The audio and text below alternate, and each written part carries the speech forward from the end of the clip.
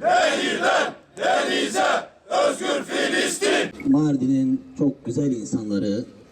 Öncelikle buraya kadar zahmet ettiğiniz için hepinize şükranlarımı, minnettarlığımı belirtiyorum. Zahmet etmişsiniz. Allah sizlerden razı olsun. Hoş geldiniz, sefalar getirdiniz. Kıymetli dostlar, bu sürecin asıl kahramanları lütfen kesinlikle biz değiliz. Bu sürecin kahramanları Gazze'li çocuklardır. Bu sürecin kahramanları Gazze'li annelerdir. Gazze'deki 10.000'den fazla tutsak esirdir. Şu anda idamla karşı karşıya kalan esirlerimizdir. Bu sürecin kahramanları o 10.000 tane esire dahil olan ve dün haydut devletin kaçırdığı 2 tane filodaki kardeşimizdir. Birisi Brezilyalı Thiago, birisi İspanyol Seif'tir. Dün bunları kaçırdılar. Bu sürecin kahramanları Gazze'nin ve Filistin'in tamamıdır. Sumut nedir? Sumut işte bu zulme bu zulme karşı çıkan, bu zulme hayır diyen dünyanın 150 tane ülkesinden vicdanlı, insaflı insanın bir araya geldiği ve bu çocuklara insani yardım, bu çocuklara mama ve gıda ulaştırmaya çalışan, ilaç ulaştırmaya çalışan dünyanın en büyük sivil hareketidir. Sumut farklı dillerden, farklı dinlerden, farklı ideolojilerden, farklı cinsiyetlerden 1000 tane insanın bir araya gelip ama tek hedefi olan Gazze'deki çocuklarla kucaklaşma gayesi içerisinde olan ve o ablukayı kırmaya çalışan küresel intifadadır Sumut. Sumut'u sahipsiz bırakmamanızı istiyoruz. Sumut bugün 22 tekremizi belki işgal etti, eşkıya devlet, terör devleti, ama dün gördük 28 tane tekremiz de Allah'a şükür selametle bir Tigris dediğimiz Girit adasının bir koyuna sığınmışlardı Allah'ın izniyle. Sadece deniz ablukası değil, sadece deniz yolu değil, biz deniz yoluyla Gazze'ye ulaşmaya çalıştık. Ama dünden beri Kuzey Afrika ülkelerinden yine Gazze ablukasını delmek için yola çıkan bir sivil hareket daha var. Araç konvoyu, yayan olarak Gazze'ye ulaşmaya çalışan ve ablukayı kırmaya çalışan, refah sınırını açmaya çalışan kardeşlerimiz vardır. Bununla beraber Sumut'un bir tane daha ayağı var. Sizlersiniz.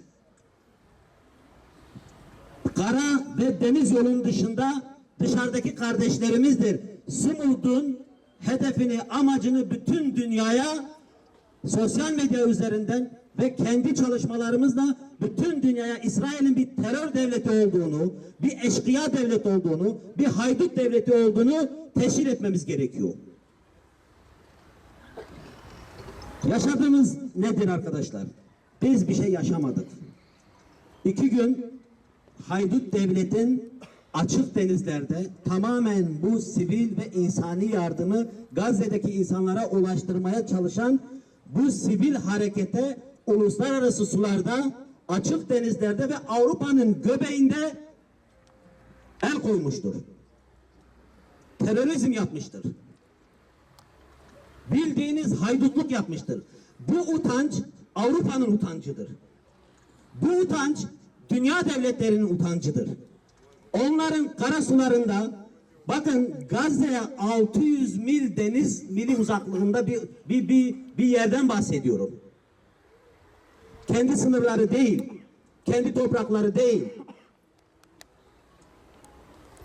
Yunanistan'ın karasularında gemilerimizi derdest etti, el koydu, zulmetti, gemilerimizin bir kısmını batırdı ve bizleri neresi olduğunu bilmediğimiz bir askeri gemiye koyup bildiğiniz hayvan muamelesi yaptı.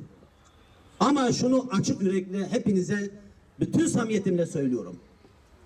Biz İslam'ın izzetini ve insanlığın izzetini asla yere sermedik. Onlara onlara bir gram boyun eğmedik. Kardeşlerimiz dünyanın birçok ülkesinden vicdan sahibi, belki bizim dindaşımız bile değil ama vicdanları onları o Gazze'ye gitme konusunda öyle bir cesaretlendirmişti ki biz dahi onlardan cesaret alıyorduk.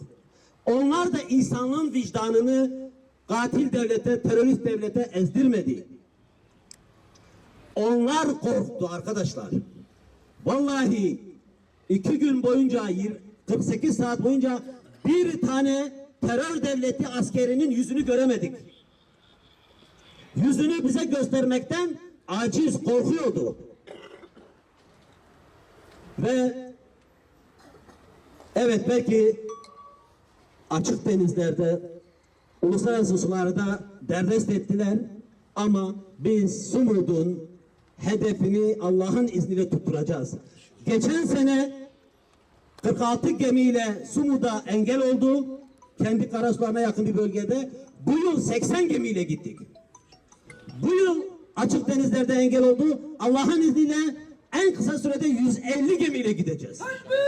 Allahu Ekber! Allahu Ekber! Allahu Ekber! Sumud hedefine ulaşıyor arkadaşlar. İsrail'in en çok korktuğu Sumud'dur. Çünkü bütün dünyada gerçek yüzünü, bir terör devleti olduğunu açıkça aşikar ediyor. Geçen sene kendi topraklarında, kendi karasularına yakın bir bölgede müdahale etti. Bu sene Avrupa'nın ortasında müdahale etti. Ey dünya, ey Avrupa, bugün senin karasularında senin onurunu, izzetini, olmayan onurunu izzetli ayaklar altına alıyorsa yarın senin topraklarında boynunu eğecektir. Bütün dünya bu terör devletinin artık bu zulmüne dur demelidir, diyebilmelidir. Sumud'a selam, direnişe devam. Öncelikle ayağınıza sağlık. Zahmet verdiniz, buralara kadar geldiniz. Hakkınızı helal edin, sizleri yorduk. Şimdi ne hissettiğimiz, ne yaşadığımızla alakalı çok merak edilen şey var. Ancak şunu bilin, bizim yaşadıklarımız, bizim gördüklerimiz Filistinlilerin uzun yıllar boyunca maruz kaldığı, daha beterine maruz kaldığı, bizim yaşadığımız bunların yanında hiçbir şey. Bahsetmeye bile gerek yok. Bahsetmek ağır kalır. Bundan sonra bizim yapmamız gereken, nereye odaklanmamız gerekir? Filistin'i gündeminizden çıkarmayın. Odağımız her zaman Filistin olmalı. Orada yaşanan zulüm, soykırım, abluka kaldırılana kadar bizim gündemimizden Filistin'in çıkmaması lazım. Biz burada hem mahzun hem mahcup bir şekilde sizleri selamlıyoruz. Sebebi de şudur, bizi Gazze sahilinde bekleyen, umut ve heyecanla sizlerin burada beklediği gibi bekleyen varyatlara biz kavuşamadık. İnşallah bu filo kararlılıkla yoluna devam edecek. Bu sene ve her sene ve eninde sonunda zulüm nihayete erecek. Biz bu ablukayı kıracağız. Benim söyleyeceklerim bunlar.